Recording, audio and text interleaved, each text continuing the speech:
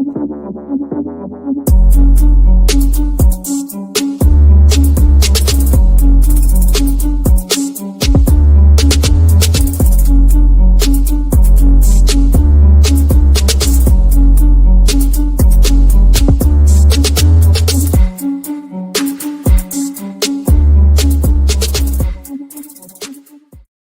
it looks like Ceelo is at a hotel, but he disappeared. I don't know exactly where he is. But Breeze, what's good, man? What's good? Oh, there you go. Good. Is he back? No, he's still He frozen. trying to slide around the camera. Welcome back to Owning the Huddle podcast. Brother Deuce is here. He's here to defend his O-line.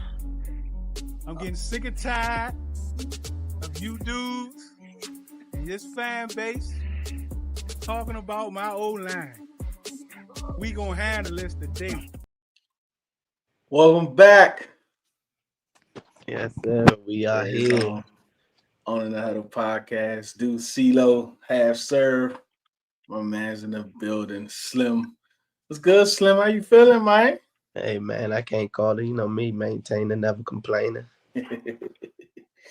Ceelo, what's good with you, man? Hey, like we were just saying before the show, man, it's just cold out here. It's cold. Hey, layers. I think about that, but I went back and I looked at that Buffalo San Francisco game. I was like, bruh, I'm a fan. Hey, I'm a fan. I am a fan, but I'm not sure I can do it. Bro. Never, bro. I can maybe just one time, just to get that experience. But my one time, I'm probably still hoping that like we win it. Like we don't even gotta be blowing them out. Can we just be winning that half so I can go home? Like just be up a touchdown at the half. I watched the second half in front of the fireplace. This ain't it. Them dudes be out there, no shirt, jumping in the snow in the stands. I'm like, oh yeah, y'all bred it for that. Like, you know what I'm saying? Y'all bred it for that because I could never, bro. It's crazy, bro. They still be like jumping through tables and all that crazy stuff. Nah, man. It ain't enough adrenaline and alcohol in the world for me. It ain't, bro. More power to that fan base, man. They hardcore. Even the quarterback, he was, Josh Allen was out there, no hat on. He was out there. I guess he was excited because I'm like, bro, this ain't it. God bless them. You know how they be sitting on the sideline with the big jacket? Like, I'm talking about like I'm in the huddle with the big jackets. When the play after the quarterback break the huddle, then I take the jacket off. Like they be tripping, man. That is crazy. I'm talking about I'm on the O line with quarterback hand warmers. I'm with you, bro. I'm with you. I can't do it. That's crazy, man. Yeah, man, let's get into it, man. RFK. I was trying to pull it up, but it seems like Schumer told the Commanders, look, go figure it out with Maryland. Like this is where your issue is. Go figure it out with Maryland and come back. So apparently they went to Maryland to try to figure some stuff out. And Maryland said, I want 2 F-16s. Straight strong arm. Straight strong arm. So, but I know they also say this. Some more came out today about it's just not about the F-16s. But to me, that was wild, even for. But it must be because I think they have one at DC Armory. Actually, it's on the side. It's like closer to RFK. I think it's one of those fighter jets that's right there, kind of like it looked like it belongs at the Smithsonian, but I think at the Air and Space Museum. But I think it's real. But the way they got it sitting up, it looks like a artifact of some sort. But I think it's real. So I guess Maryland wants to put it somewhere. I'm thinking like I don't know.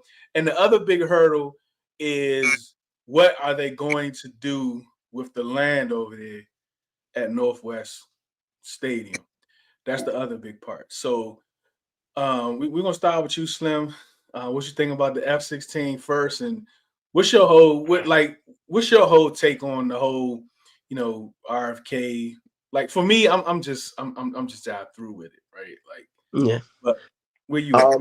I think for me, like with the fighter jets, the way I This personally is take that crazy, is just man. that it's a breath of fresh air that we are back being one of, if not the biggest chess pieces, like, business wise and contractually in the DMV again.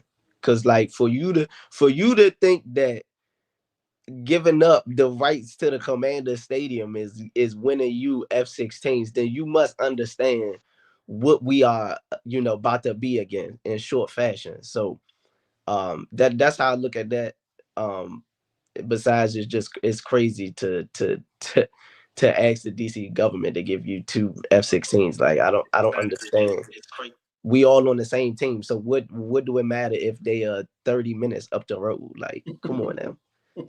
And then in totality, like I'm at that point where like where they were dragging out the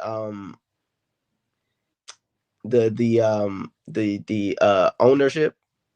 Like, just tell me the name. Just tell me where it's like. Just tell me the location. Like all of this, what I'm saying, political, you know, jargon and stuff like that. I'm not into all of that. Like, just let me know where it's gonna be at. Like, When I pull up. because these like at least with the ownership, the tea leaves, you could kind of see where they were, where they were building up to. With the stadium, with the location, you're not gonna know nothing because it's so much of the local governments involved in it. So you're not gonna really know nothing until it's pretty much set in stone where it's gonna be. But I mean, at this point, it's looking like Northwest 2.0. Um, I'm not. I've never cared about the location. I just want a state of the art facility. Where it's Yeah. at don't matter because I'm the type of fan. Whether like I'm going to make it to the amount of games that I can make it to, whether that's in Virginia, DC or Maryland. So I just want it to be a spaceship, one of them little new football town type of ordeal. So where they put it don't really matter to Slim at this point. Yeah, I feel you. Champ, what's good, Champ? How you feeling, man? Um, CeeLo has always been about his stand in Landover. So, what's has anything changed with these new developments for you, CeeLo? Yeah. So, all right. So, knowing what I know about the government appropriations, if y'all don't know, right now we're going through potentially going through a continuing resolution. So that means government can't agree on a spending bill, and so if we can't do that, we go into continuing resolution, and that's when things go, they shut down and yada yada yada. So they're wrapping this into that negotiation. Um, and so like buying F-16s, I don't think it's directly related to DC, but it makes it seem so because it's a contingency as part of the RFK agreement. That being said, I still believe it'll end up in Landover. I just think Maryland's just using this as an opportunity to get what they want. And when you get, my guess is they want this because this obviously provides jobs. This is outside of military. Like you get other jobs that come along with a squadron and a couple extra jets. And so it's not just a military thing. It's a jobs thing. So I think they're just using it as an opportunity to do that. If I had to put money on it, I'm still going to say it ends up in Landover, but it gives Josh Harris and that group competition. All of a sudden, RFK is clean. DC can offer a package, Maryland can offer a package, and Virginia can offer a package, and so you have equal competition as far as who's going to give you the best deal, and they have that as leverage. And I think that's what it's all about. and I'm pretty sure that's why Commissioner Goodell was here. He go, hey, what can we do to to sway you guys to make this an even slate with D.C., Maryland, Virginia visiting Schumer's office, et cetera, et cetera. So I think it's a lot to do with just jobs, it's timing, and it's just politics. And like when you're looking at all three, DC, Maryland, and Virginia, it's like community approval, funding, location, jobs, right? I don't think the residents of Virginia want us out there. I'm just gonna be honest, right? I don't think they want us out there. DC ain't got no money, right? Like DC ain't got no money. All DC is gonna really have, especially they just gave all this money to Ted Leonsis or Leonsis. whatever. Oh, Leonsis, yeah. And so I mean, but they have history, right? It seems like Maryland has everything, right? Because it's already right there, right? They have land across the way. They have land there, and for those of you that know, that was supposed to be part of the first deal. But your man probably figured, hey, look, I'm trying to see this before I get up out of here. So he kind of rushed it, and all that stuff happened with him. And then you got funding, like Maryland got money. Maryland will fund it, and jobs is going to open up jobs, and it's so close to the district too. And that's another thing about it being so close to the district, and not only open up jobs for Maryland residents, but also for DC residents, which Virginia is not going to be able to do it because they're going to be so far away from DC. So when it all comes down to it, man, like, yeah, just like what Champ saying, the old Landover Mall parking lot, like you can build it there, whatever. You know what I'm saying? I wanted to just go over there in Oxon that Oxon Hill Farms land. I know that's probably the most trickiest to get through because it's farmland and everything like that. But that was always my ideal location. Maryland was never the issue for me. I just personally don't like the idea of a Landover 2.0 just with the whole getting rid of everything and starting anew just seemed like a shortcut to Slim personally. So I just wanted to move out of that area regardless if it stayed in Maryland.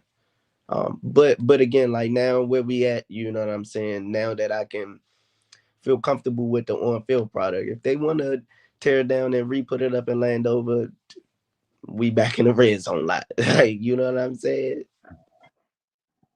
And that's another thing too. Like it's gonna be tough for DC Ceelo to have tailgating. So we gonna be out that joint like the Ron ain't with it. Yo, we be out that joint like the Ravens on somebody's porch.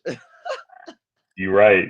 I mean, when there's a will, there's a way. Like you said, Ravens they don't really have tailgating areas, but they figure it out. Deuce, the Bengals, they don't really have a tailgating area, but they figure it out. It just wouldn't be as clean as it. 405 crew and home farm gonna get us right. You're right. We're gonna figure it out. We're gonna be in somebody's backyard. Those two collectives gonna get us right for sure. You are so right, man. Like that's a very DC in that RFK area, it's just residential, man. So I'm like, it's just tight. So, but no, DMV. DMV Champ is correct. I think it's just the land. They already own the land. Like it's just. I think it's just all about. Yeah, you kind of already figured out some of the traffic. It's known. It's known from the fans where the traffic is going to be and everything like that. Yeah. You move it like that's a whole adjustment period. That's going to cause gripes and stuff. So like, I think as fans, we simplify it as simple as where we want it to be without putting in all the little minuscule things that are going to go into the overall experience of going to the games. And I'm with you. I'm with you, Slim. I've been saying it for a while. The harbor site is perfect. You know what I'm saying? I mean, you got the MGM, you got the harbor, you have the water view, you have based on where you put the stadium, you can get a beautiful shot of the DC city skyline. I mean, it's just like it speaks for itself. But it's just such additional red tape because that's also government-owned property. It is not owned by Maryland, and so the same thing that happened with their RFK stuff, they had to do the same thing on the with that Maryland land. stuff. Probably less, less controversial, but it's going to be another step. So it's probably, and maybe it's on the table. We just don't know about it yet. But I just feel like it'll end up, even with all this DC F-16 conversation, I still think Landover is running in the first spot. Yeah, that's probably that. I would agree with that. I would agree that because just logically, you're going to save the most money, right? The familiarity with the area, and I don't think nobody really complains about the area too much. I think it's just more of that the stadium is just so ran into the ground at this point. So if it's a new state of the art facility, stadium, and we know that with the new blueprints in the NFL, they're not just putting a stadium up there, um, retooling the whole area around the stadium. That's going to be enough. You know what I'm saying? Breathe new air into the area by itself. So I think we'll be all right if it end up being Landover 2.0. Yeah, that'll be cool. But the whole thing with the, over there in Oxon Hill, I just kind of thinking of the not trolley, but Train. the ferry. Oh, ferry. Being able to go from there, even if it was at RFK, for somehow to have a ferry go from like MGM to RFK back up to Crystal and all that, Roslyn, like that'd be insane. It's To be so able much to you do could do over there. If that got the that. green light, I think that would be the best of both worlds because you move from the Landover spot, you stay in Maryland. It's a little bit, it's closer than what Landover is to the district, and that's it's all new developed things over there. So Yeah. yeah, I think that would be ideal, but I I would don't agree know. with I C. just don't know what they're gonna do with that land over there. Um, I guess they're gonna have to build something up. I don't know. I only got one before we move on, Deuce. I only got one condition. If we stay at Landover 2.0, 1,000% it cannot be Campbell Soup Stadium. 1,000%. 1,000%. If they want Campbell Soup, they gotta move us out the area. That's the only way that's working. Well, that's a perfect segue into our new team president. Um, but yeah, as far as the bill, man, I think it still has to go through Senate. You got to get to the president's desk. I think they're still in session. I think to the end of this week. I think right. In the Yeah, session Friday. I I think it's think. only a few more days. Yep, I think it's a few more Yeah, so days. that's what I was Friday telling them or to kind of figure stuff out before then. So before they leave, yeah, so we'll see exactly. how all this works out. One Or thing. if they Go don't ahead. Sorry. agree on funding, they probably got to stay another week. So we'll see how this all works out.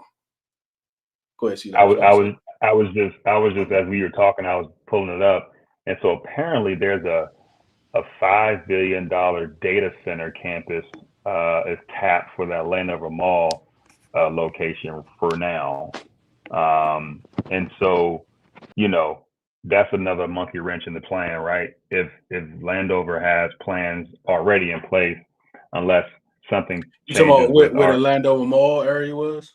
yeah, you know what that is, Yeah, yeah, right. because they actually was trying to get that. That was one of the spots for the FBI location too. At one You're point. right. That was one of the places for Yeah. the FBI location as well. Yep, you're right. So there's definitely a lot of moving and shaking going on, man. So all this stuff is interesting. I think we gotta, you guys gotta keep a pulse on and see what happens. Yeah. It's gonna be, but I tell you, when those fake renderings hit a couple years ago, but when these new renderings hit, woo, it's gonna feed families, man. And they actually, accurate. You know what Yes, I'm saying? yeah, Not just yeah. some, Not not just just some some AI. dude. Yeah. Yeah. Cheddar Bob was good. Yes, Sabrina. Why not DC, man? Like I think it'll definitely be good for the community. I think the people over there now, I don't even know if they even fans. Like I don't even think they even care. the people, a lot of those people over there now is from out of town, right? So it's definitely a different dynamic from when RFK was there, for 30, 40 years ago, whatever. Radar, what's good, man? Yo, What Radar up? in the building. This radar time of year, man. Got some signings, some players declaring. And for quite plug, last year we started the Commanders draft coverage, so everybody from last year is back in.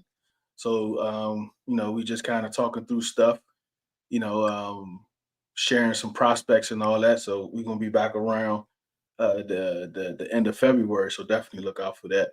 Dave, what's good, man? How you feeling, man? Nah, you know what? Nah. You need to get that Sprite. You need to yeah, come on the show, and we yeah. need to make that live. We need to make that live, so That bowl game I don't Sprite. trust you. That bowl game Sprite. Cause they gonna feed us a plate for our bowl game. They gonna feed us a plate. Kimberly, greetings. Yes, hit that like button. Smash Like the Troy would likes. say, I need y'all a favor real quick. Something might be wrong with that like button. So hit that like button to make sure it work for me. Those of y'all that's on Facebook, Twitter, and YouTube. Nah, Sprite, Fresca. That do Yeah, cause something. you wasn't gonna let me. Yeah. We not doing that.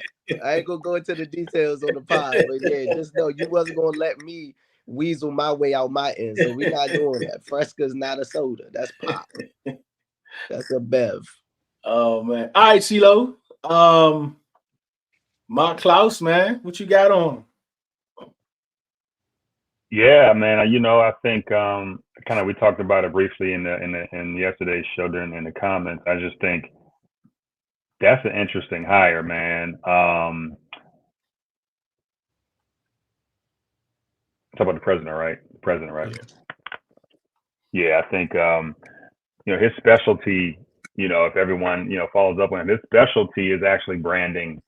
He's done a great job of ushering in a new regimes and transforming some of these companies that he's been a part of into the next generation, whether it's through naming, whether it's through digital, whether it's through marketing, advertising, all that kind of stuff. And that's his background. West Point grad, very interesting background, right? West Point grad, Let, probably served based on that. can Go we for hold it. on right quick? So the West Point thing interests me a lot, right? How do you think he feels about the commander's name? Uh, hey, we did not set up this question, by the way. So I just want y'all to know Oh, we that did not. this is organic. This is organic. But Right. but he probably I mean he probably loves the name. And like personally, like he probably is like the biggest fan of this name. I mean, he's lived it. It's part of his DNA. I gotta look up and see his bio as far as exactly where he served and what his specialty was in the army. But um, I can almost guarantee he is a big fan of the what the meaning of commander means to him. Now, being a CEO and being as successful as he is, he probably is able to take himself out of that a little bit. But still, I think that's a big part of his background, as it would be anyone's background. But yeah, his background is interesting. I said it in the comments. No football experience, no major sports experience. I don't know if he's an athlete, whatever that's worth. But he just has a knack for brand management and able to make sure customers are happy and satisfied and listened to. So I think you know respect to Jason Wright and what he's been able to do in the years that he's been in this role. I think he'll continue that sort of energy and that mantra. And I think he will continue to grow the fan experience. Look for the new stadium, bring alumni back, make it fun, make it exciting. I think it's the perfect I think it's a perfect transition because we're actually winning. This would be different probably if we're losing and we're having these conversations about, you know, the losing aspect. We're now actually competitive, and then we have this whole new regime, and you have this new guy taking over. That kind of part is part of the sort of evolution of this new ownership group. So I think it's a great timing too. I think Slim, you mentioned it yesterday. It's not like we rushed it. We took our time and got the right guy. It sounds like he's the right guy. So yeah, I'm looking forward to learning more about him. And I'm gonna say this last thing. I said it during Jason Wright's tenure. I bet you 99.9% of fans out there have no idea who their president of business operations is. Like, like that literally means nothing to a football fan. Like football fans focus on football, like whether it's season ticket holder or whatever. Like you're like, is my team winning or losing? Where my seats? You know, can I get to the stadium? Right. And like, who can I cuss out if we're getting blown out? Like we're talking about football, and we spent all this time the last 2-3 years talking about Jason Wright and this and that and third. That's how you know we were upside down as an organization. So I'm looking forward to not even really knowing who this dude is, but we're gonna know because that's what we do. But I think the average fan is gonna be completely like, okay, great. I want a nice stadium. Yeah. Yeah, Kim. I guess Kim know all about what the military people love and don't love. Kim loves the military. He's not going to say anything negative. But to answer your question, Ceelo, he followed graduation. He served in the United States Army as a helicopter pilot for 6.5 years and rose to the rank of captain. Yeah, there it is. So he was operations side of the business, helicopter pilot, super smart. You know, y'all been to the games. You've seen him flyovers. He probably can resonate with that. And yep. Yeah, I would guess, if I had to guess, just based on that little bit of information, he's probably a big fan of the name, as it is.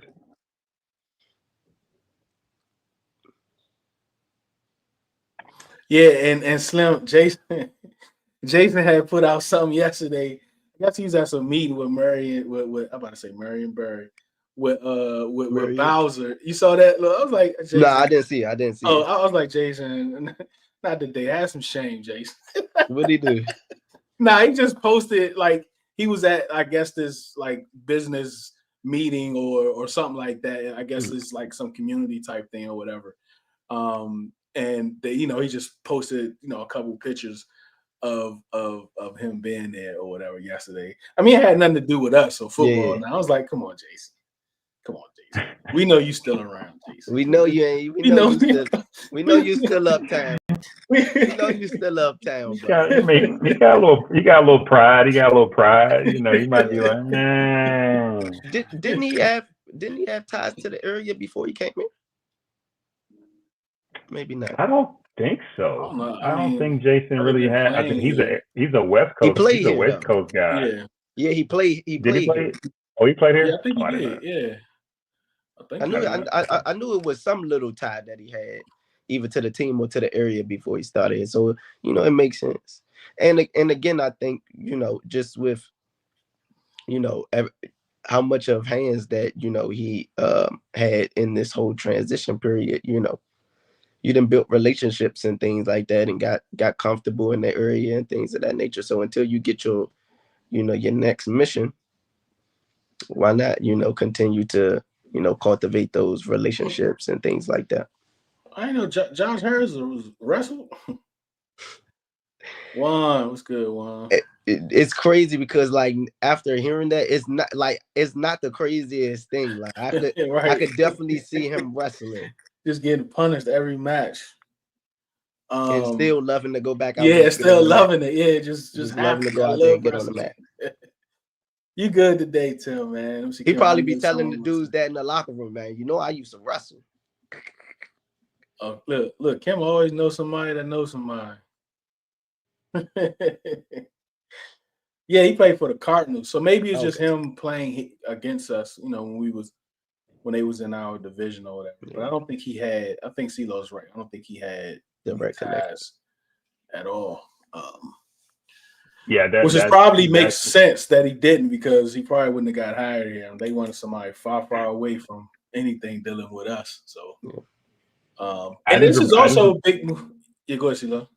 I just remember the whole brand, the whole new name thing. They were like, remember he had the weird years that we won a Super Bowl, and everyone was like, he ain't even been here. Like, they were complaining about him not really connecting. Like, you should know, So that's what made me think about. Yeah, I mean the name thing was absolutely malpractice. Like, but he was just getting in. He probably ain't finished cleaning everybody out from the old regime. Somebody probably set him up. I know what I'm gonna do. It just told him the wrong numbers on purpose. So who knows what was going on?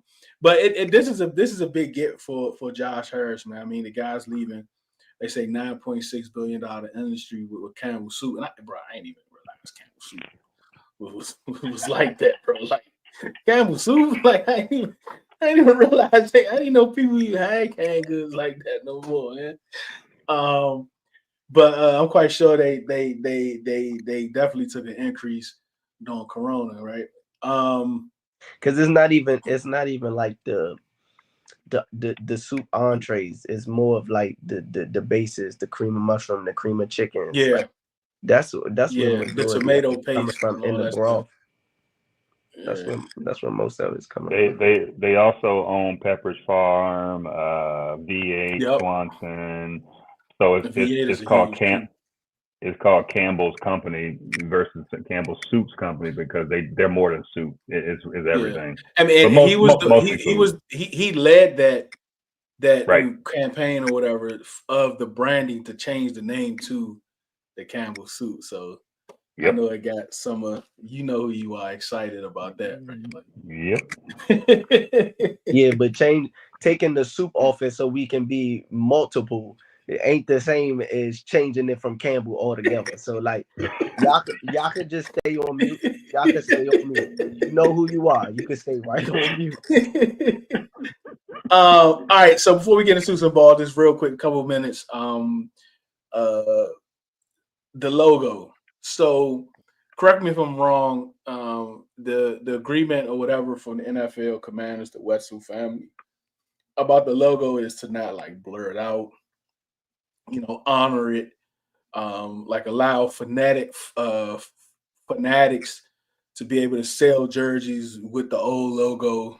For like the Rigo type people that don't want his number under a Commander, because he's not a Commander. He's been voiced that a few times. So, and when you honor people, dark green, all that, you get the logo, blah blah blah. You got blurred out or whatever.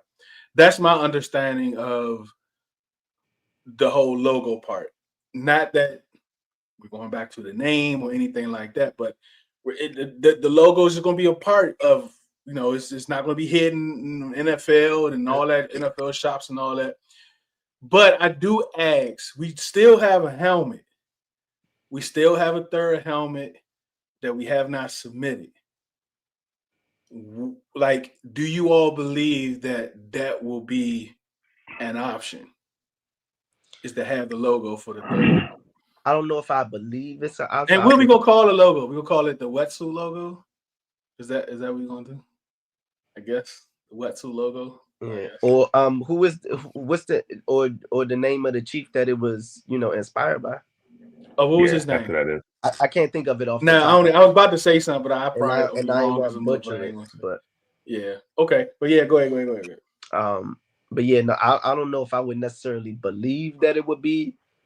I would still think it's just a gold or a white helmet. But I would love for it to be on the table. Because I just think that like that'll really, like, that's enough. I feel like that in itself will be enough to kind of appease not all of that faction, but enough of them where it'll stop being this continuous thing, season in, season out. You know what I mean? It's just it's a gesture of good faith. By the league to basically uncensor it. because it's not the logo that was the issue. It was the terminology behind the name. So I definitely would like that. It's just like, so it's like now, like you asked about what are you going to call the logo now? If that is to be our third helmet, right? I would think that it would be a alternate uniform to go with the helmet, right? Would it just say Washington on it? Or would it just have the logo and the numbers Yeah, I think the instead of old name? helmets just had the logo on there, right? I mean, I know Yeah. it probably was at the back of the at the rubber band, but Right. commanders could probably go there. But I think it was just the logo, so Correct. it'd just No, be the I'm speaking. logo. I'm speaking on the jersey. No, I'm just talking about the helmet. Oh, yeah, the helmet by itself, yeah, Yeah, sure, that's, but yeah, you yeah, can't yeah. wear But the throwback that would be helmet with a ugly though. Yeah, that'll you can't be, wear that the wouldn't look throwback right. helmet with the commander's uniform, I so it guess would they'll have to put be. commanders on that joint. I mean, or leave it blank. I mean, I don't know. What y'all think I in the would I would say comments, man? Like, what would I y'all would want? say put Washington on it, like how the Washington football team uniform is. Ah, Just kind of put Washington on it, so that way, because I they kind of won't get hear what mad. The Vrigo, people won't get mad. I can see it now. I can understand where Vrigo is coming from, where it's like, all, Yeah, yeah, my for whole sure. legacy is that. So, kind of can y'all meet us halfway, which would be getting the logo and letting it say Washington, you know what I mean? And we being able to bring those out, once, twice a year, however many times we could. And like you said, letting fans being able to purchase the, official stuff from official Yeah, sites, and not have to with be the players, scouring the the web current for. players for the young folk. And Yeah. yeah, I'm with Because you. like I'm with you. a, a, not even a Jaden, but that Terry, I get that Terry in that throwback, that that that I mean, throwback we with got that new pictures of Terry fabric, with that joint on now. with that Like, new material and that man, old it's logo. Come on, boy. Come on, boy. tell you, Folks, folks, gang, look, gang. We folks think definitely we be out appreciate you. there. They think we be out there at camp Appreciate rushing you, for Sally. autographs now. You give our whole fan base a training camp of that type of merch to get signed, bro. We rushing all players. Fan We will appreciation be day, they on the come out field. there with them jerseys on. A fan appreciation day. Oh my god, Oh, with it's those over. helmets. But we Oh gonna my rush the field. god, bro. The players might as well just line up one by one, and we just stay in their line and just get each player because, bro, we rushing them. There's no way y'all not just going to the locker room today, bro. Not today. Gang, gang, we appreciate you, man. Like always, for your support, Yes, man. sir. Definitely appreciate you, man. Thank you so much for that. Yeah, he said he was named one of the Appreciate Fortune you, Sally. magazine's world greatest leaders in 2020, man. So Josh Harris got a Mm-hmm. team around him, man. He definitely. Kim said she agreed. Trail Mm-hmm. said he agreed with you, Slim. Let me just run through these real quick. Ceelo, we can get your point.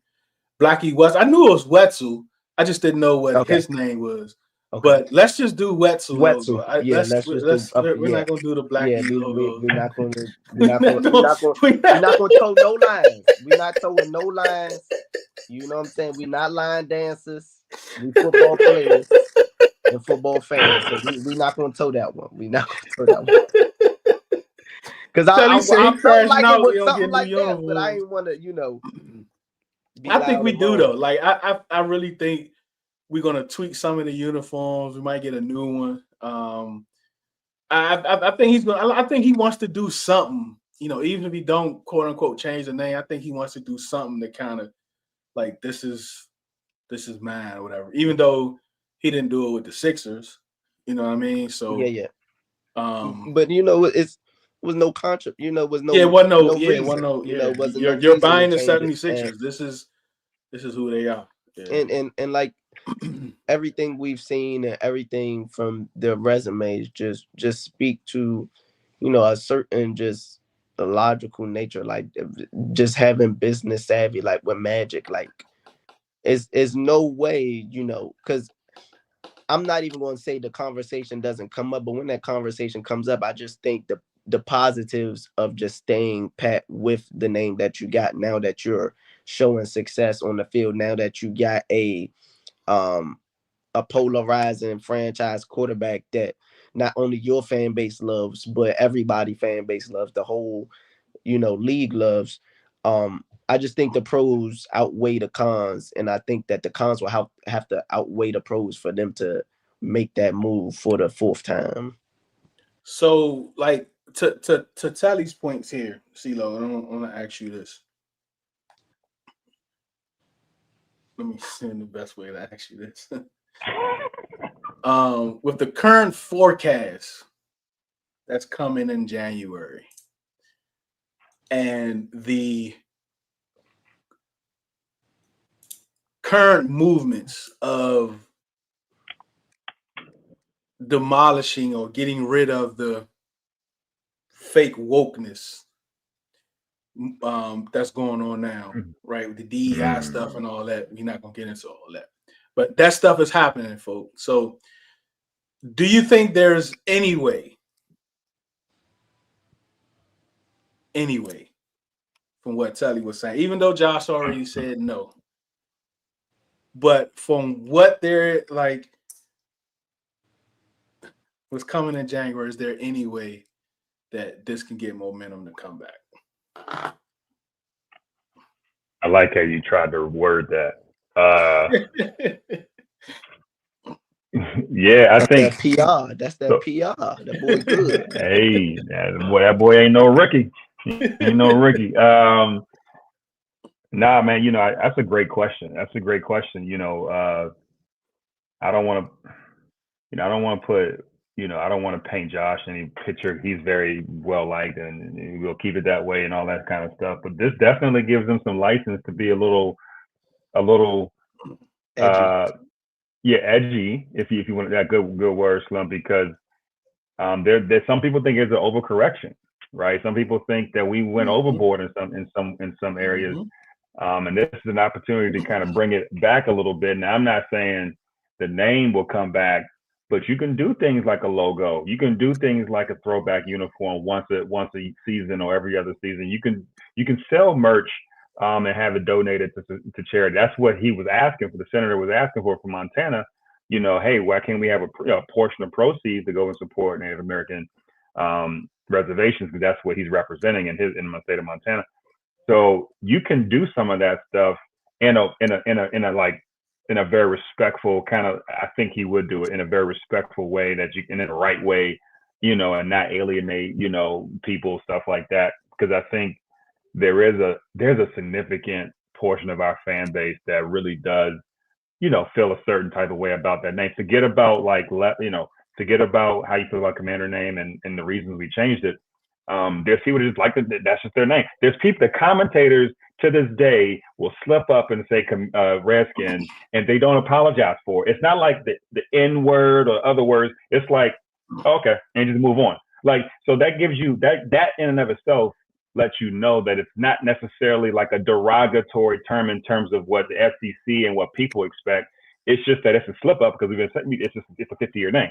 So people say that plus the overcorrection, the timing in January, to your point, yeah, if things go the way they want to, you can selectively apply this logo and do it in a way that people will love it, and you can keep it and keep the tradition going and keep that memory going. Last point, remember, we don't really have, and y'all correct me if I'm wrong, but I don't think we have a solidified Washington Hall of Fame or Ring of Fame that we can go and physically, like a museum, right? I think we still have elements. We have we have the Sean Taylor Memorial or locker room stuff. We have some, we have the ring around the stadium, but most teams in their stadiums now have an actual museum. We can go and you can see their team Ring of Fame, Hall of Fame, if you will. You can go and touch and see things. You have memorabilia. They bring stuff back from the NFL, Pro Football Hall of Fame, and that is something that may be part of the plan. So when that new stadium opens up, or maybe even this stadium, I don't know if they have space, but the next stadium, I would imagine it's going to be a whole section dedicated to just Washington football history. That will be that's what will let you know where we are in this conversation. Will you actually see John Riggins in that Redskins uniform, or will you see a nameless uniform? And I think that's kind of part of that bigger picture. Because like this is my thing. All you need is another Wetzel, another grandchild Wetzel to come out of nowhere and say, "Hey, look, Mr. Senator man in South Dakota, like my family, this Redskin name with pride, right? Like Yep. that's something that's like all you need. Like all you need is a congressman. That's all you need to be able to get attention to something like that and get a congressman on board. And then here we go. But to your point, like, and that's probably why we don't have one outside of Vladimir just not spending no money, because everything is going to be that. Like all of our history is that. Even RG3, like that's that. Like all of our successful years, games and all that is that uniform. So like with it, and if you openly displaying it in front of the public and say, hey, come look at this, why we can't wear it? Like is man, this drink it can go so many different ways, Right. man. I just like It's an overcorrection. It's to black out the name, or in the videos. That's kind of wild, right? yeah, But in a level, but in another, to your point, but in another, you can understand why they feel like they need to, because they don't want to ruffle any feathers, and they have probably logo issues and rights issues and stuff like that. But like that's our history, and so I just think that there has to be a middle ground. I think that's what they're trying to get back to. They're trying to get back to a middle ground that's reasonable. We can celebrate the past. We can maybe have a throwback here and there, and we move on. And there's no controversy. I think that's what we're trying to get to. yeah. What's up, Scouts? Scouts say bring it all back. Indeed. Phil, what's good, man? Yellow pants, white unis, and a yellow helmet with the curly R. I mean, bro, the curly R is sick. That go hard. That goes so Yeah, hard. the curly R would be hard because you'll have one helmet with the Bruh. W and one helmet with the R. That's my favorite. That's my favorite. That and the That's spear were my sick. favorite. That was my I favorite like the spear. Yeah, uniform the spirit. combinations, bro. Yeah, I like them all, but me personally, I did like the Chief Wetzel logo the most because like yeah, I for don't know, sure. just something about seeing that like to this day, like I'm big on aesthetics and like the new modern look of how jersey are changing and how they kind of took a little bit of the college feel with the new modern jerseys Yeah. that they're doing and everything like that. But I always felt like our uniforms as a whole were the best. Like that's always been my thing. And when we're talking about just uniforms, of course I can take my bias out of it because like Chargers powder blues are crazy. Who else has good uniforms? I like Minnesota's uniforms when they had just the Dante Culpepper, the one joint on the side. Those Oh were hard, but like yeah. They go ours hard. had variety, and then that burgundy and gold in the sunlight on a football field just hit so different, bro. It's generational. Like It that hit that so helmet, like different, like man. like the Oilers and all, like they didn't they that's not too modern. You know what I'm saying? That's a retro, but that wetsuit logo, that helmet, it'll still be fire right now today. Like Today. It would. it'll still be fire right now.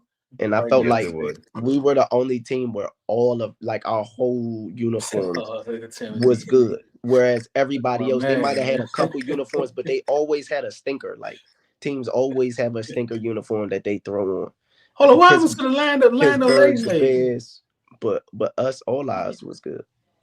What happens to Except the for that, Land of Lakes lady? except for the one that RG3 and Alfred Morris was wearing, the one that just had the colors with no logo, Mm. the Which all one was red that? helmet with the numbers on it. Yeah, I go back You and know see what I'm talking that. about? Oh, I what didn't was I that? didn't like those.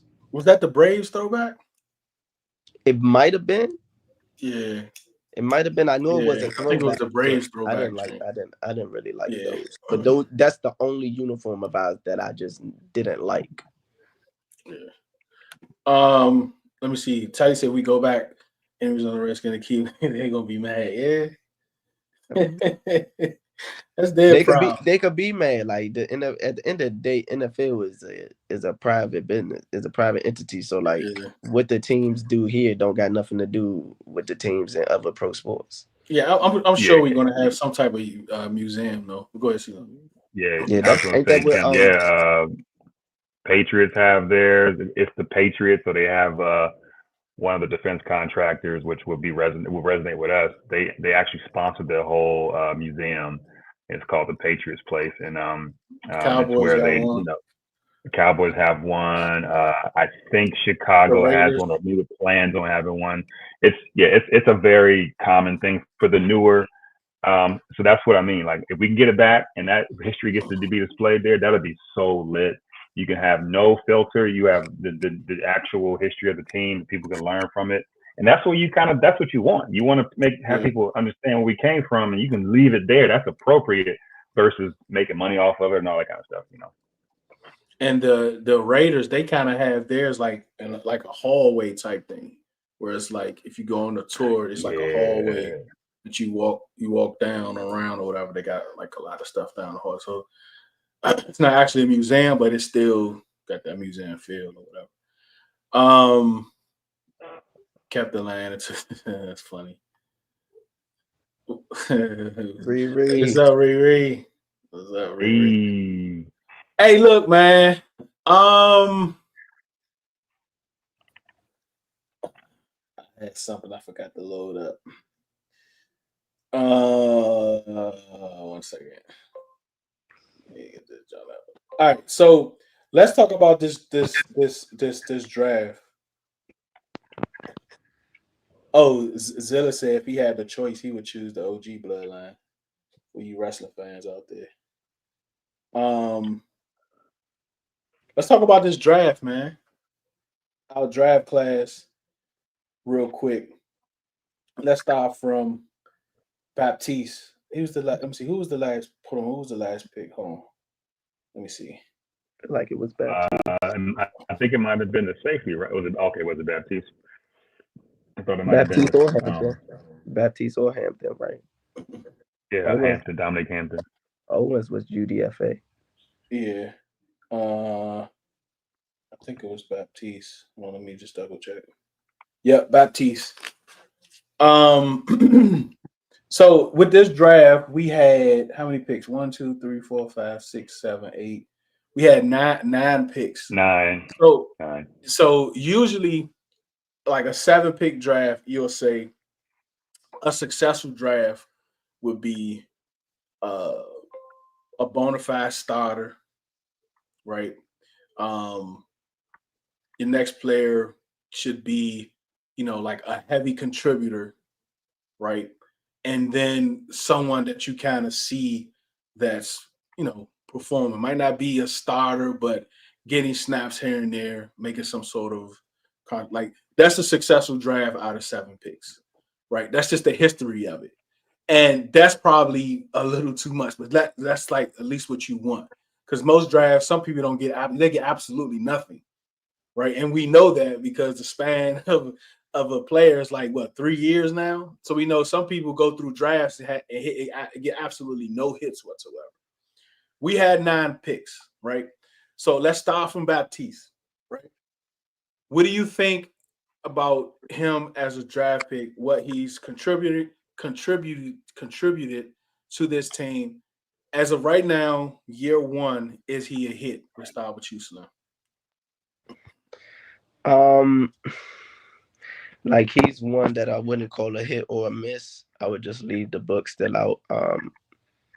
He hasn't been able to get consistent snaps being a 7th round, but also being that he was a 7th round pick, like he showed development. He showed when he's gotten opportunities, that he can, that I can see him being a rotational piece in the D line room, and that's all you can really ask for out of a 7th round pick is that they just contribute to the room. Um, throughout their rookie contract at minimum. Um, so I wouldn't call it a miss, and I can't necessarily call it a hit just because he hasn't really got too many game snaps. But so I would leave the book out on Baptiste.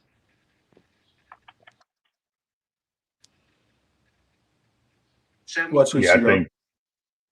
think I think the book is still out as well. I was trying to pull up his stats and see how he's doing.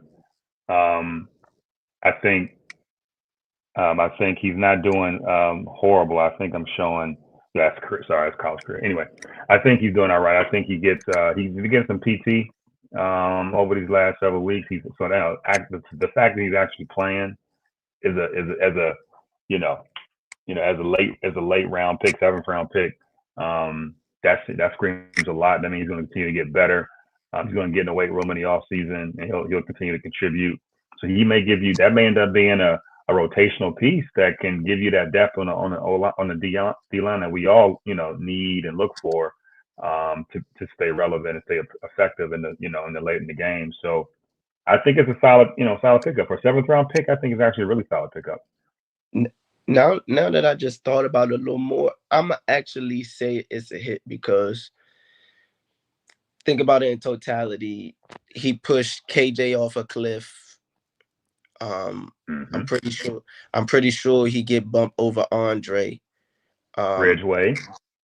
they ain't rush. They wasn't like rushing FA back into the snaps and things of that nature. And then when we've had Dorrance go down, Cleveland gone down, like we've brought in interior D linemen. We haven't been bringing in help at edge. So it speaks to, they feel confident in his ability right now in small sample sizes to, hold his hold water. So I'm actually call it a hit.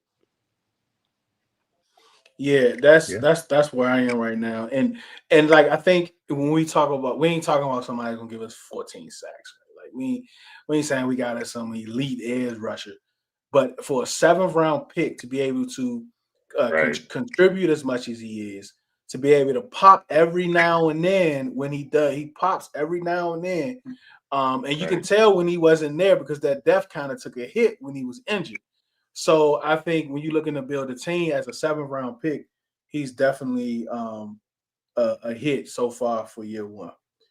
Um, Dominique Hampton, CeeLo, he had a lot of promise. I actually think his tape is better. His college tape is better than Jordan McGee, but it seems like, and he's he was hurt too. I think he was on IR for a while. But what do you think about Dominique Hampton? So correct me if I'm wrong. I think he's the one that they are reclassified as a linebacker, right? Yeah, on 45. Yeah. Yeah. So he unfortunately he hasn't had any snaps yet on defense. So to be determined. You will see how it turns out. I do believe he may have. Nope. I think he's been inactive every game, if I'm not mistaken. So we just don't know. The jury's still out. At least he's healthy. It's just a healthy scratch based on the competition in front of him and the lack of experience, et cetera. Hopefully he's opening up some knowledge, but I'd just say to be determined.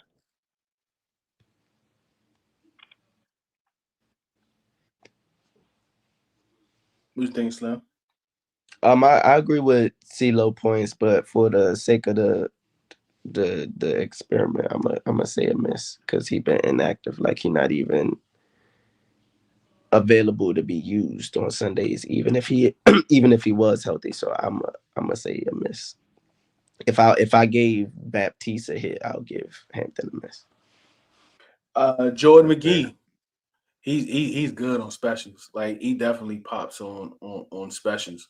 But again, but he was also injured for a good little bit, and we picked him in the fifth round. He was actually the first pick of the fifth round, and Dominique was the second pick of the fifth round. So right back to you, Slim. What you think about Jordan McGee?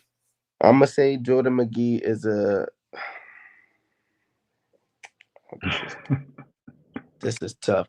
I'm a, I'm a lean towards him being a hit because he's a consistent contributor on special teams, and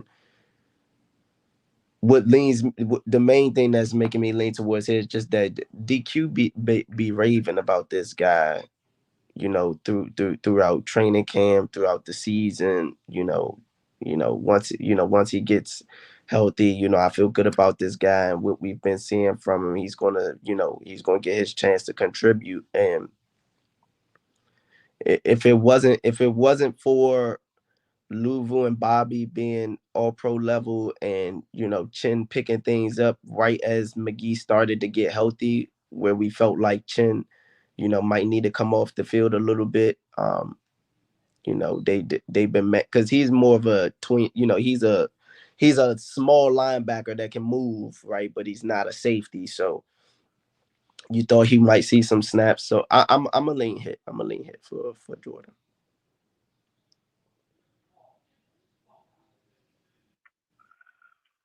Yeah, I'm going to lean hit. So I think he had a PCL, MCL injury. I don't think he had a surgery. I think it was just rest, but I could be wrong. I can't remember. Um, he came back after on pup. They said he looked really good. I mean, like DQ actually mentioned his name, in the press conferences about McGee, and I remember him mentioning he wanted to get McGee some snaps, but Bobby Wagner is kind of in front of him. So he was like, Bob was like, oh, I ain't leaving this field. So um, I think given all of that being said, he's contributing on special teams. I think he would actually be getting some PT right now if it wasn't for Bobby and his health, which is good. That's a good problem to have. So I think to me, it's not his fault that he's not getting on the field, if that makes sense. It's just depth in front of him. He's definitely showing out in practice to the head coaches calling out your name. He's showing out on special teams. I mean, you literally can see his number flying down the field and making some tackles and being effective, and even in a field goal and extra point block unit. So I like him a lot. I think it's a hit. Yeah. And they raved about him in training camp. I mean, not only Ron, but a lot of the media people. DQ. Yep. Jesus Christ. I don't know why. I gotta get out of Square jaw. Boy, you like boy, it's your bedtime. it. DQ definitely raved about him. London Fletcher raved about him, which was huge. Brian Mitchell and them was raving about him. But we wasn't really able to see him, with the equipment because of the injuries and stuff. So, but he is on special teams, and you see flashes every now and then. But I still think players like Terrell Owens and those type of players is more of a hit than he is, even though he was undrafted. So for me, I'm gonna say, I mean, for what it is, fifth round pick, you got an All Pro in front of you. It's not too much. Not too far you can go, especially when that All Pro not kind of come off the field in blowouts. So so far it's a hit in the sense where he can contribute, right, especially on special teams. The one thing I'll just say one thing. It's weird that although they're trying to say he can't get on the field, but you do sometimes see that Nick Belair guy on the field. Wait a minute. No. He's That no way. No, that's Michael McCall out there linebacker. okay. Oh Okay, yeah, so nah, whether Michael. it's McCall or whether it's Nick, Yeah, no, he please. I hope it ain't Nick. Nah, that's Nick got Michael some Ball. snaps according to PFF. Nick For got real? some snaps on defense. I don't think Jordan McGee got any snaps Who? on Nick defense. who? Belair, Lord, whatever his the special Defensive teams dude snaps? from Seattle, from the Seahawks. That had to been that had Seattle to dude. been that Had had to to be a been blowout. Carolina or Cleveland. Had to been. Yeah, Or Could be. or Arizona. Could because Had be. to the kid Michael McCall ever. I mean, he's not good, and I don't know why McGee is not getting he's in the over him. I'll But give he you That he Mike he does get in when they go three linebacker sets, like I'll when they give go to Michael like a that that's 4-3 credit. type look. that's my He's the only effort guy. issue. That's my only issue with the McGee thing. Is although they speak highly of him, why you got this other dude out here, in front of him, Yeah, getting even 3 snaps? I'm like, get McGee out there, if you can. So, but I'm not gonna put that necessarily against McGee. It's just what it is. Yeah. So that's all. yeah. I mean, I think like hit miss maybe it should be like a something in the middle. I think he'll be like Yeah, somewhere yeah. in the middle. Not like hit and miss, but he'll probably be like somewhere in the middle. Brandon, what's good, man? How you feeling Yeah. this evening? Um, By the way, he has gotten 7 snaps so far. Sorry to say that. Nick Ballore.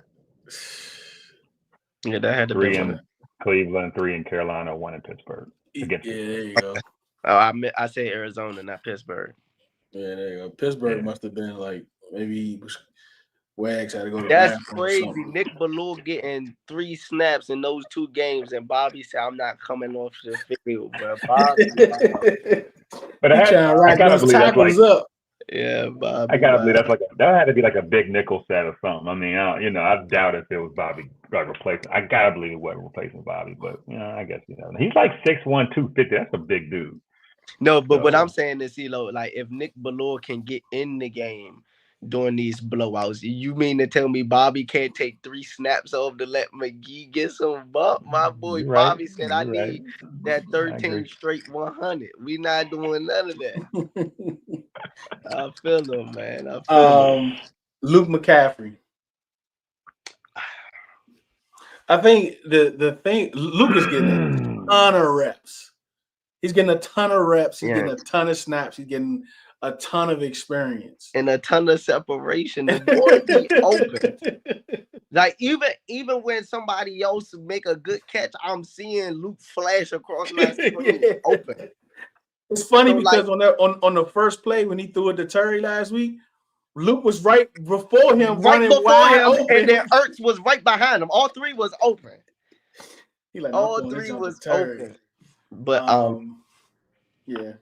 Luke got to go in the middle because he don't have the production where I want to say it's a hit, but clearly everything you see from the eye test, like he's going to be a hit. It's just a matter of time. Yeah, and he's out there, like he's getting a ton of And experience. But he put Denzel Ward in the dirt against Cleveland. yeah, Oh my days. yeah. So I tell you what though, take him off kick return if he ain't gonna be your primary kick return. Because he ain't blocking nothing. He Yeah, running not on by. kick return. He Like running by he'll people. I block said, from the slot. I said, honey, look, watch 12. Watch 12. He ain't blocking, he running by people. He ain't blocking nobody. Yeah, see, it's different. It's different when your guy right across from you. He ain't blocking nobody I coming was in like, full nah, speed. bro. You can't be out there on kick return. Which I mean, Luke was a tricky one, man. Because I mean, Oz was on that list last week about getting the most separation. Yeah. So like, I don't know, man. I'm not I even mean, you going gotta off the separation list. think about. I'm going off of taping the live games. Like Yeah, I yeah. myself see Luke doing Yeah, I work. see you. You know what Yeah. I'm saying? I don't know what it is about, the rapport But with a him. lot of those times, what's happening is the progressions in front of him is getting open too. Yeah. But I don't think Cliff is going to say, you know what? Let me get some Luke. Let me dial something up for Yeah. Luke. I don't think he's Only 17 has yeah. is at that status It's where always you're gonna be going to go optional. out of your way to feed him. You know what I mean? But like I said, Luke is going to get his. And listen, it's once it happens, the leash is off, and he's going to start turning up because I think once he starts getting targets, then you'll start seeing him on some of these jet sweeps, not just only Terry. Some of these little just quick hots. Hot I need throws. to see it though. Like he No, doesn't look for like sure. he got that For sure, because that you wiggle with can't him. go but He so don't look like long. his brother. He don't look like he got that. I don't know. No, I he don't gotta have see it. wiggle. He don't I have gotta see wiggle. it. But what I will say is, He like he got that quarterback wiggle, like Cordell Stewart type thing. but he got vision with the ball. Yeah, You know what vision I for mean? sure. Yeah. He got enough speed, enough burst where I think he can still be effective. Diami is probably still the best of our wide receivers at this point in time, doing the screens, and making people miss after the catch. But moving forward, going into the future, I think you add a true number 2 in the offseason, and we're gonna really see big things from Luke. I think he got a game coming this season, and I think he might be pivotal in that playoff matchup where things might get tough on the outside. with the projected matchup against the Eagles. So you're really gonna need Luke Ertz in the run game to really, pull their weight in those matchups where you can feel that people can kind of keep Terry to a contained game. So I'm gonna be a Debbie Downer. I think it was a miss. That's fair. Yeah. I think it was a miss. I think third round pick. Only played wide receiver for like a year and a half ish, maybe two. You can see it. You can see it in his routes are not horrible, but I remember in the first couple of weeks, he had a couple of balls coming his way, stepped out of bounds, didn't realize where he was. In terms of spatial recognition, you can tell he just needs time. And for me, if I the third round seems to be a very special round in a lot of different position groups. And it just felt like, especially when AP said, "Oh yeah, I know the family," blah blah blah. I'm like, bro, Yeah. I'm like, he's not CMC. It's just eye test.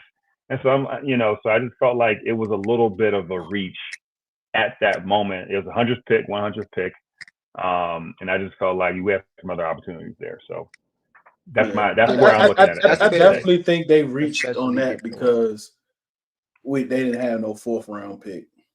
I think like if they would have had, and because of the trades and the moves and all that, but if they would have had their like original fourth round pick at the top 15, I guess in the fourth round, they probably would have grabbed them there. Oh yeah, that's right. We didn't have a fourth round pick yet. But I mean, and the other thing is like you will hope, like you said, you pick them in the third round, so you're expecting to see more production. And being as though our wide receiver room is not like great in that sense, you would hope that you would see him, force that type of right. Getting those targets and forcing to get those targets, and it's just not there. Right. So I would have expected a third round pick to really push Noah, right? To really, really push.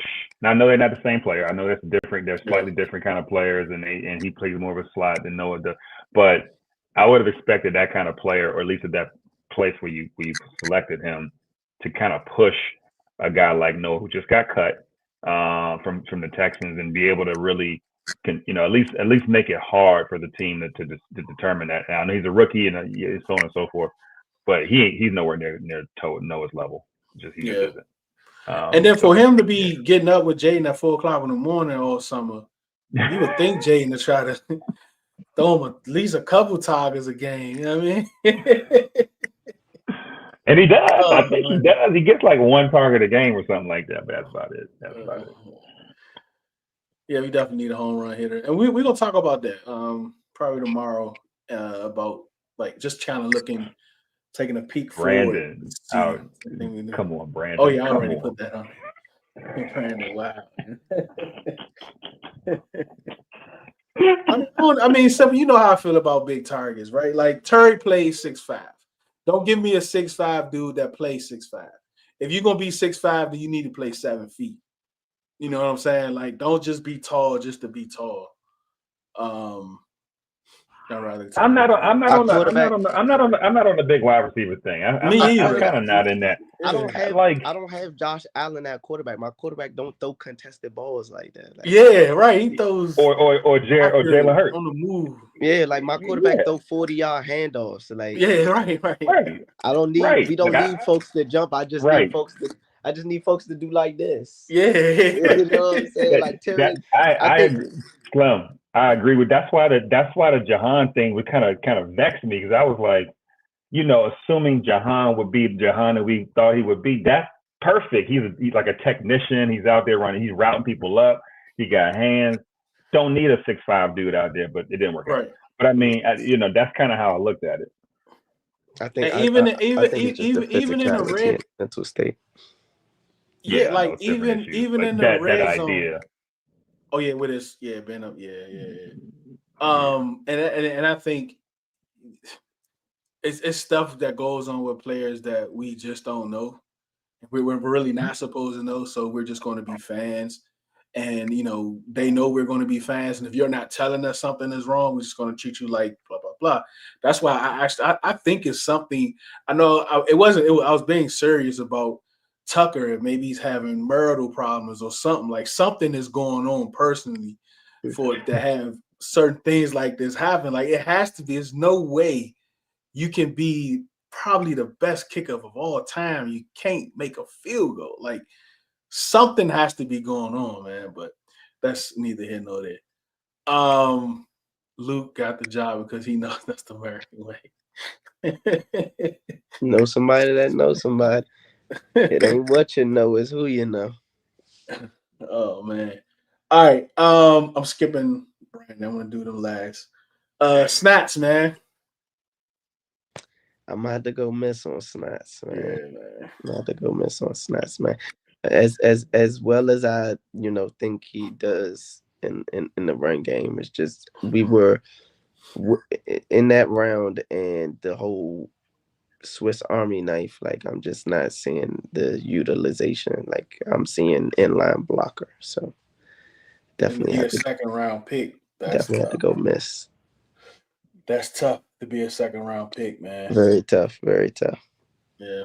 Very tough. And like you said, like Ertz is definitely reliable, right? But Ertz could be reliable as a tight end too that come in on clutch, third downs and certain passing situations, red zone and things. You would think that Snots would be getting, more of the pass catching reps and things like that. But so I had to go miss on Snots.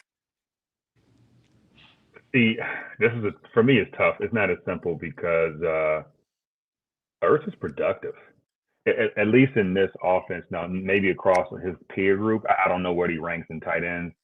But this is a way more productive Zach Ertz that I expected. I thought he would be completely either injured, falling off, whatever, like dropping ball. He's catching almost anything. Yes, he's limited because of his age and because of their production. Although it's not great, but it's doable. He's the second leading target getter. He's the second leading receiver. He's the second leader in yards. He's a big part of the offense, and so I don't know what Ben could have done. Like Ben is in a tough spot, and if you believe DQ, he just it's Zach. It's not really about Ben. It's about Zach. So it's hard for me to say that's a down pick because I don't know what Ben could have done differently. Other than we could have just not picked him. You know what I'm saying? But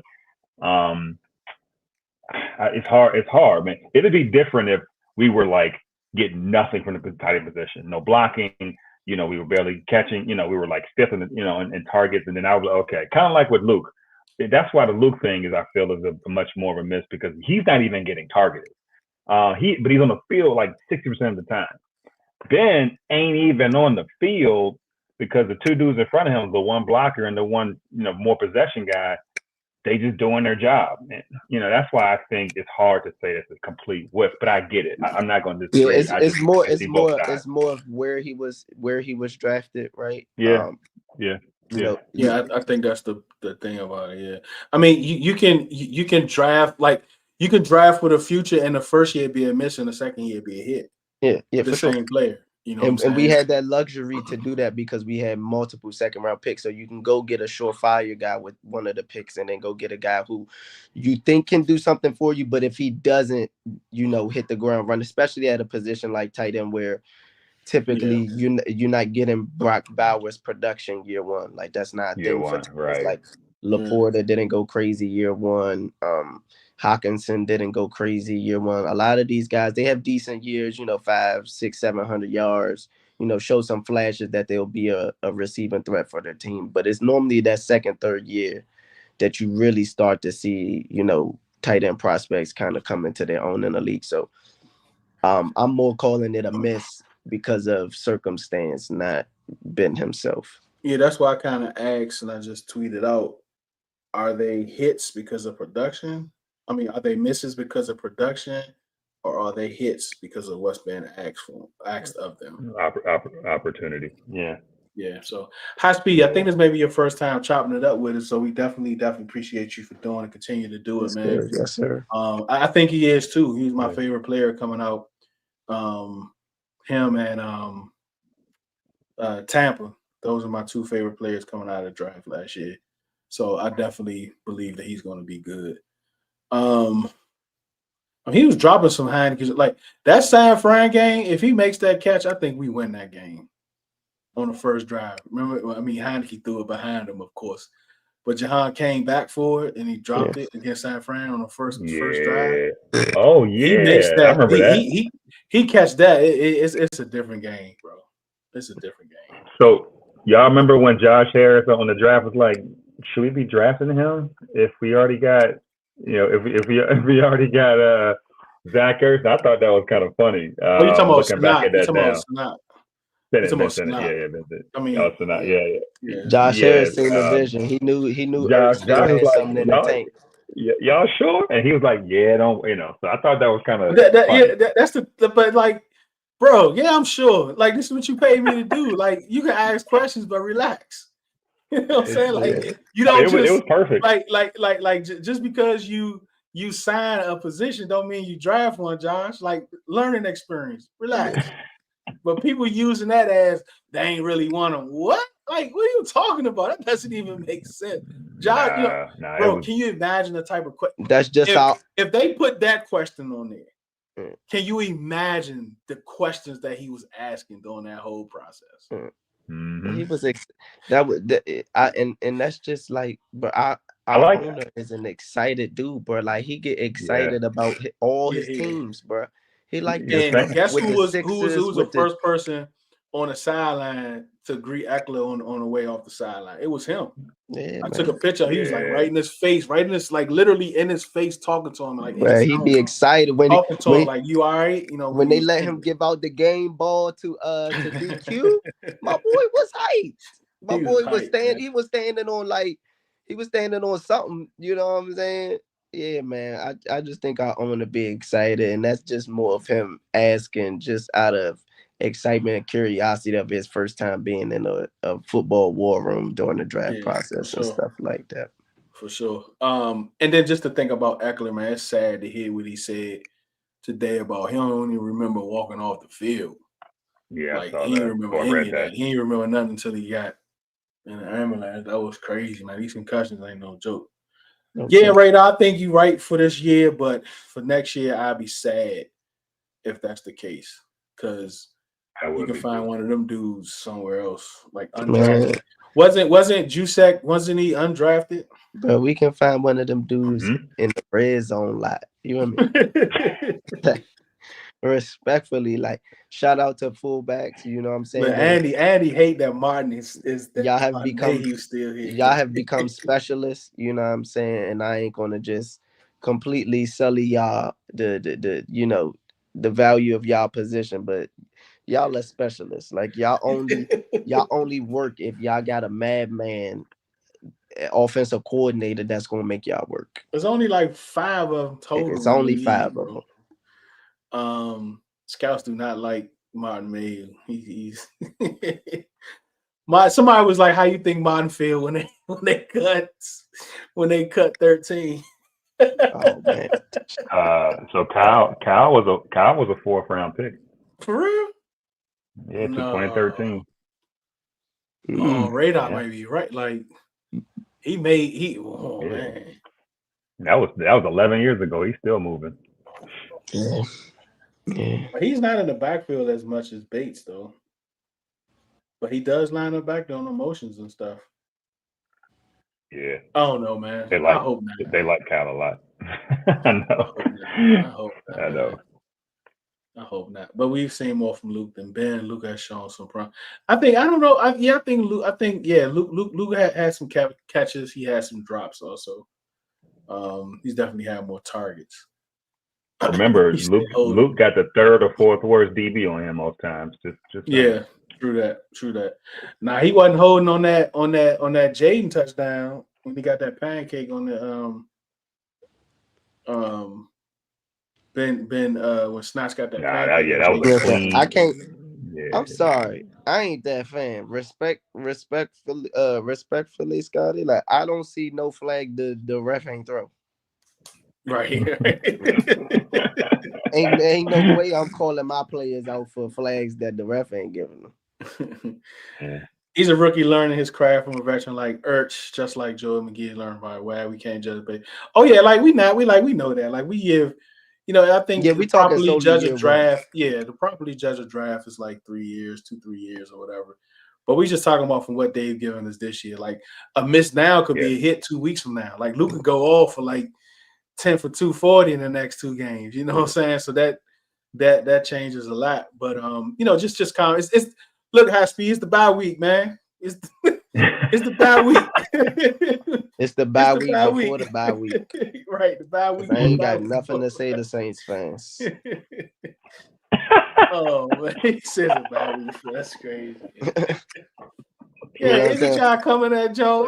Yeah, We got a we nice got no little beef with you, family bro. vacation. That's a family getaway. It's a family vacation night.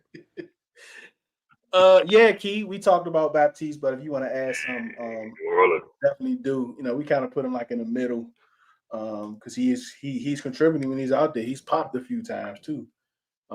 That's definitely, what I'm saying. Call high quite a lot and limited snap. I like that. Yeah, I don't think they call holding on him though.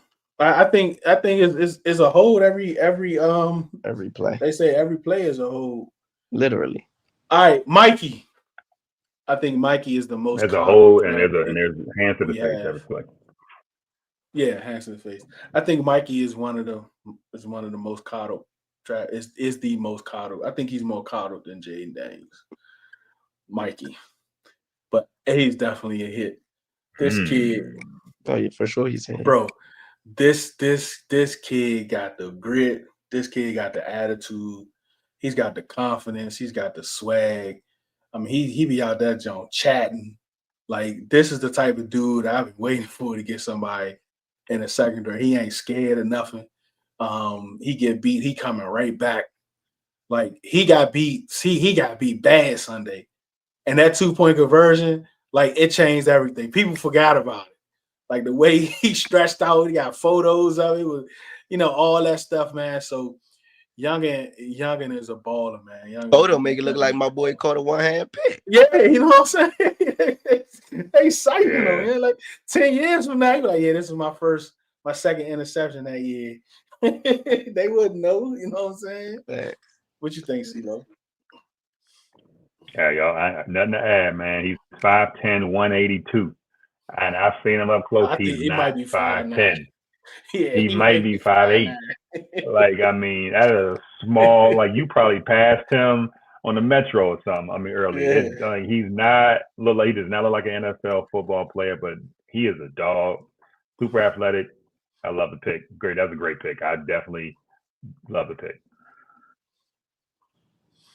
Yeah, I give forget his coverage. I give him a hit off his run feel alone, bro. The way he be blowing up screens and helping and playing in the run game, bro. Like, and then just off the simple fact that you not even playing the position, like you position flex by circumstance, not because we wanted you to play multiple positions, but you had to, and you've not looked out of place. Whether you've had some down games or not, that's going to happen with rookies, right? Even our most prized rookie has had some down games, but with Mikey, like you said, he don't lose no confidence. He's a great teammate. He's real good in the locker room already. You can see, and I think he kind of got that way about him, like Jaden. Like, they just kind of beyond their years as football players. Just the way they carry themselves since they heard their name called. So Mikey he's a definite hit. Yeah, man. I mean, probably the best college coach ever. So he's the number one pound for pound player in the draft. Like, that's crazy coming from Saban, right? And he had players in the draft. You know what I'm saying? He didn't even play for him. You know what I'm saying? He called them. So that right there got the fan base super excited from this kid, man, and being able to see what he's able to do, man. And that kid gonna be something, man. Just imagine when he get like a pass rush. Oh my goodness. Yeah, like this clamped it for me. Those two fade routes and those fade stops in the end zone against AJ. Oh yeah. Like I don't want to hit. I don't want to look at this joker down here. Nigga, your man, Slim. So like I like when with that point, I was like, oh yeah, he good on the outside. Yeah, you can't tell me nothing. You can't tell me nothing different. It's like Slim, you froze. I think Slim froze.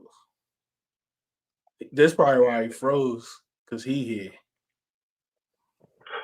Coach Cowboy. That's probably why Slim froze. All right. If I was a Go ahead. Cowboy fan, I'd be calling people out too. What about Newton? All right, so this was a pick for me. I know Radar was on here. He loved Newton coming out. He talked about him early on. Some of y'all college cats talked about Newton early on. I just haven't seen it yet. You know what I'm saying? I think he's contributing. He's playing. You know, PFF. He's up and down grades. Right? It's not horrible. It's not bad. It's like in the 60s, 50s, 60s, depending on the week. So, you know, I felt like it was a little bit of a reach because he came out already injured, and then he had a second injury we didn't know about, which is understandable. And I just felt like, given where we were with John Allen, Deron Payne, we had Ridgeway, we had Mathis. I just felt like that was that really necessary? Now I get it, it's BPA, so we don't have positions in our spotlight, but so far I just think that it might have been a little bit of a miss. I know that's probably surprising to say, but so far, as of week 12, 13, I think it's a little bit of a miss. It's fair. And I think like he's not as strong as we thought that he would be in the NFL as he was in college. I think that's today. I think yeah, today. Like I think that hey Slim, we said this the reason why you froze up because of this guy. Oh yeah. Soon as he came on the joint, my whole phone just shut down. It just shut my whole phone down, bro. It just shut my whole phone down, bro. He like a virus. Nah, shout out my favorite frog, Cole, man. Shout out my favorite frog. Good dude, man. Good dude. But like you can tell that he was like, oh, I gotta get in the gym, in the weight room, and he wasn't able to do that because he was nursing the injury, so he wasn't able to go in the off season, be in the off season programs and the weight room and do all that stuff because of his injury. A lot of that stuff for D tackle, like it comes from your lower mass, like your strength, and he couldn't do any of that because of the injury. So that definitely set him back, and you can kind of see it. And like these boys up here, like they are much stronger than what you seen in college. So I think an off season for him, healthy off season, being able to be in those programs, I think we'll definitely see a much better player next year. And I think, Ceelo, I think this pick, just based on like how they treating Ron's picks and all that, I think Allen was actually going to be traded. I think they made this move now because remember, the whole draft world say that this was a steal. That if he wasn't injured, he was a top 15 pick, top 20 pick. So I think Adam say, hey, look, I know he injured, but I know, blah, blah, blah, blah, blah.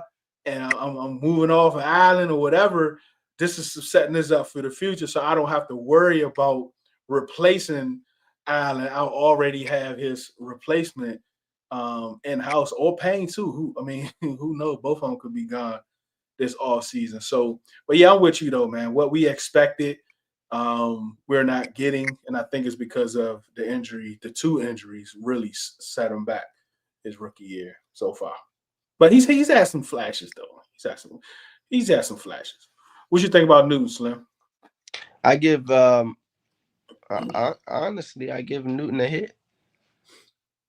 I give Newton a hit because, ye- like, what we expecting from him once we knew he's going to start getting real snaps is different than what I expected, thinking that Payne and Allen would be healthy throughout the year and he'd just be the fourth guy with Phil. So from that perspective, I feel like once he's gotten in the line, maybe him not individually, he's not performing the way we want, but the D line has played better overall with him in the lineup. So I got to give him a little bit of a nod there, and I just think that, like you said, without the off season and everything like that, to give the coaching staff the assurance to move off, to move away from a field who was a high draft pick, that they could have found excuses to keep on the roster and things like that. So him making Phil get healthy scratches along with the other guys that they brought in. I would lean towards hit with Johnny, but I could understand, it not being a hit just with how high he was picked and what they would, how much of a game record individually they spoke of him in the draft process. Yeah, I Um, think I think for okay, right. I say agree. I was just gonna say, yeah, of course. Um, but no, I think for me the defensive line is okay overall. Not overly impressive. Not under. I think that the defensive line. I think defense overall is a kind of a up and down group. It just depends on their competition and stuff like that. My only area of concern for them is the running game. I think they still have some work to do when it comes to the run game. Great game against Tennessee, so clearly that's in the right direction. Um, but that's where I see where Newton is kind of his injury kind of affected him a little bit. I mean, he's getting moved way too easily in some cases. He's getting pancaked. He is getting double teamed sometimes, which is part of the job.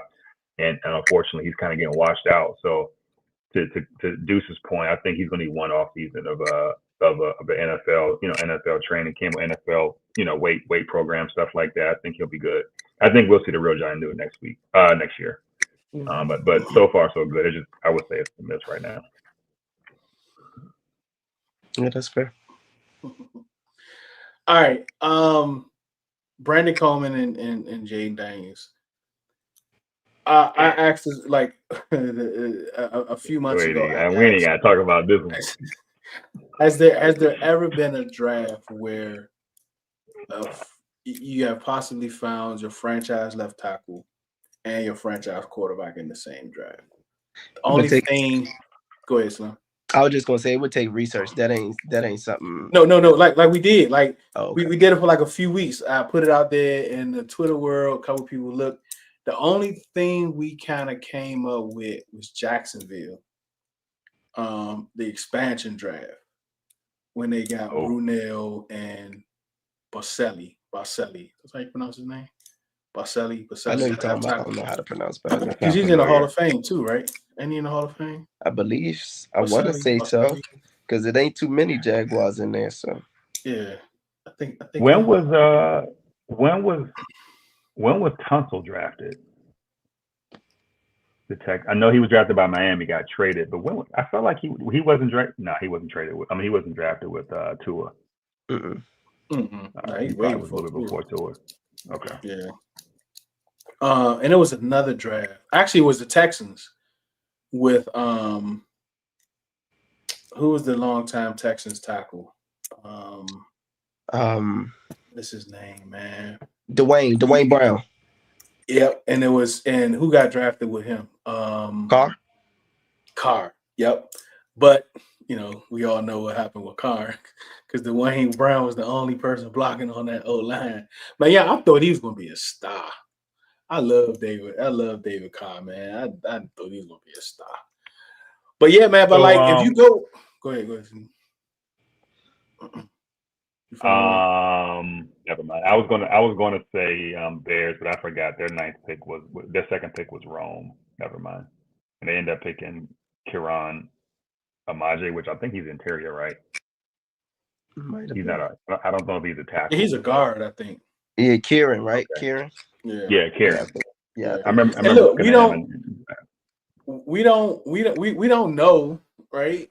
You know what I'm saying? But there's a chance of it. Like we still gotta wait a few years to really see if that was the case. But just the thought of it is Yeah, I know. This could Like, this could be one of the best drafts ever of all time. I'm there. I've seen enough. Like it would take a tremendous we have just complete 180 for these two guys to be showing what they've shown. Because again, once Brandon has gotten full games of snaps and stopped rotating, he didn't just start looking out of order. It's not like, oh, we need to go back to rotating with Corn. He's been holding his own. So and he was still hurt against that Philly game, but that was his worst game. He got dominated. And he was always the prospect that was raw athletically. He had all the athletic too, but we knew, he played some guard, mostly tackle, but he played some guard. So he needed to, refine some things. So he missed training camp too. Missed training camp. So to see him, you know what I mean, to be putting it together like this in year one, you know what I mean? He's went up against some studs too, man. We dropped back enough, and Jaden ain't been taking like crazy hits in the pocket and things of that nature. So I feel you. You know what I mean? Like he might not be all pro, but I think you could be a franchise tackle without being an all pro player. You know what I mean? So keep in mind he did the 50-50 with Corn. So up until several weeks ago, I think that'll probably hurt him a little bit when it comes to that stuff. But I think he's going to be the solidified left tackle going forward, and probably in 2025 and beyond. So I think that definitely changed the draft forward. I think if that solidifies that position, although I wouldn't be surprised they still went offensive tackle. But I think if we were to go, BPA of positions of need, that would be off the board. Yeah, I'm excited, man. Me too. I think three guys. We got three guys, man. We got three guys. I'm 100% off three studs from three legit studs from this draft. That's a win. That is a win. And I think we got three legit studs. Three legit studs with a fourth potential. I think Newton has stud potential. Whether will he get there, we'll see with. If he can stay healthy and put things together, being a little smaller and things of that nature, can he put things together on the field? But I think he has stud potential. But I would say three studs, and then you got three potential starters, like real contributing starters, and Snots, Luke, and Newton. Will all three get to that? No, if with our three studs that we know, if we can just get one starter out of one of them three, this is one of the better drafts in recent years. For sure, like one of the best from all NFL, probably. It's going to be right because the one everybody thinks of is that Saints draft. Yeah. The only thing with Corn, I think it takes away some of the offense. Like he can't really get out there. As much as we think about Wiley. Wiley is good at getting out in open field. Corn not so much. So that kind of takes a little bit away from the offense. But offense looked pretty good when he was in there. I mean, I know. It looked pretty good, man. Having Jaden and Cliff, allows you to mask some of those limitations of Corn.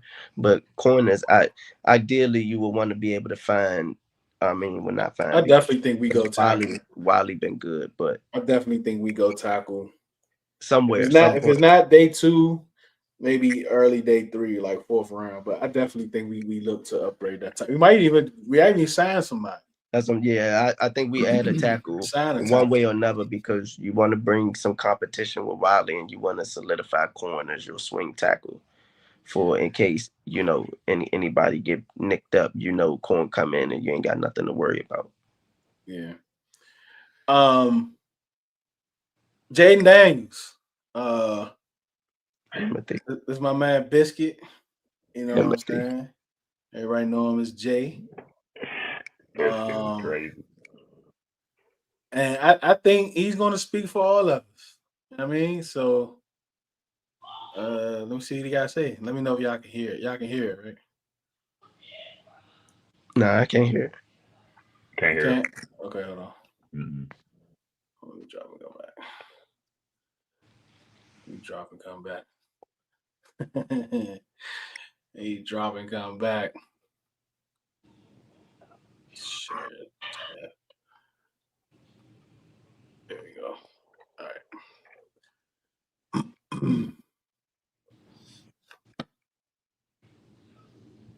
Understand just how good Jaden Daniels is. I'm gonna read off some stats. This is through 13 weeks in the NFL season in 2024. Top 5 in QBR, top 5 in points contributed, top 5 in EPA. And he's the only rookie in the top 10 of these categories. This isn't about rookie quarterbacks. This is the entire league. And on top of that, 69.6 completion percent. I'm gonna round up 70% completion percentage through 13 weeks. Bro, we gas out and he said 66% completion percentage, but I'm gonna round it up to 70. That's so nasty. The entire league. 69.6 completion percent. I'm around he said 70% completion percentage through 13 weeks. 13 weeks, 70% completion percentage. This guy is on pace for 3,600 passing yards, 771 rushing yards, a total of 4,400 yards he's on pace for after 13 weeks. This kid is a rookie. You want to talk about special quarterback? You want to talk about generational quarterback? This is your generational quarterback. And he's taking the league by storm. Just wait till AP builds around this kid, young. He's taking us to the Super Bowl. And that's on everything. That DMV came out. That DMV came out at the end. My boy said, "Young." At the very end, everything. Everything. It's on everything. Huh?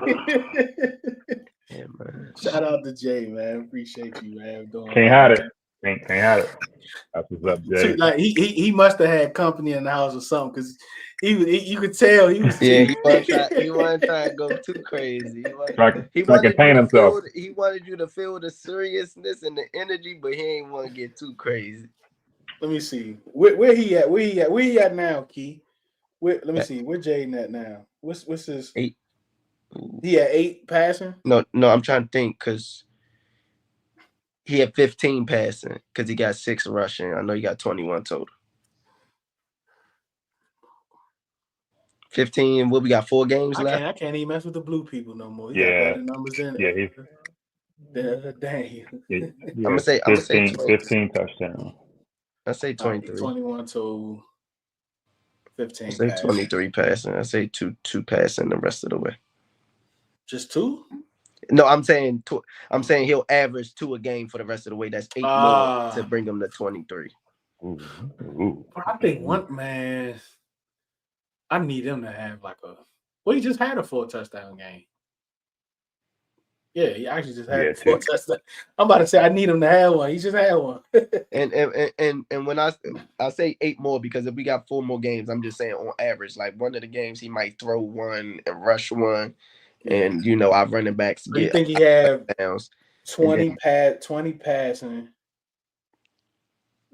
to like a safe side number, like a floor be like 20 passing, 10 rushing, so 30. Yeah, he gonna clip 30 though. I think he'll clip 30. I think he get Timothy got him at 42. All right, I see you, Tim. Wait, 15 touchdowns in the last 4 weeks. Listen, they don't want that to happen. Ooh. They do not want that. All right, Tim, I see you, Tim. Tim was like, man, bro, hey, if he does that, what Tim is saying, that's absolutely MVP conversation. Listen, it's no way. No 15 way, bro. touchdowns down 4 the stretch, games, bro. to run the table, go 12-5. Because if he throw 15 touchdowns, that means we beat the Eagles. Yeah, we beating everybody. So that means we go 12-5, just miss out on the division probably by a game. Yeah. Just a reference, if you care. RG3 had 20 and 7. 20 and 7. Oh yeah, he clipping that. Yeah, he clipping that. He clipping that. He So finished 27 total. Yeah, he finished minimum with 30 total. Yeah. With like 22 and 7. I mean 23 and 7. Mm-hmm. 22. And he had like he missed the whole game. Missed the whole game. Played hurt a few games. Sat the fourth. Sat like, man, that 17, Panthers game, 12, man, 15 minutes in one game. That Panthers game would have probably been legendary, man. If they was letting Mariota do that, bro. Had 6 drops in one game, and I'm pretty sure he got the most almost touchdowns. Oh, I have that stat. Hold up.